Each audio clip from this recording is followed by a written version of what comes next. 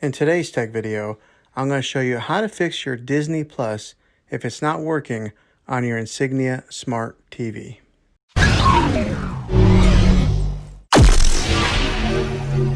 Okay, I'm going to show you really simple ways to try and fix this problem. Now the first one, it's probably the easiest one. What I'm going to want you to do is to unplug your TV from the wall outlet and wait 60 seconds. Then plug it back in. Now be patient, wait the whole 60 seconds. This is very different than turning off your TV with the remote control, so make sure you do it exactly like this.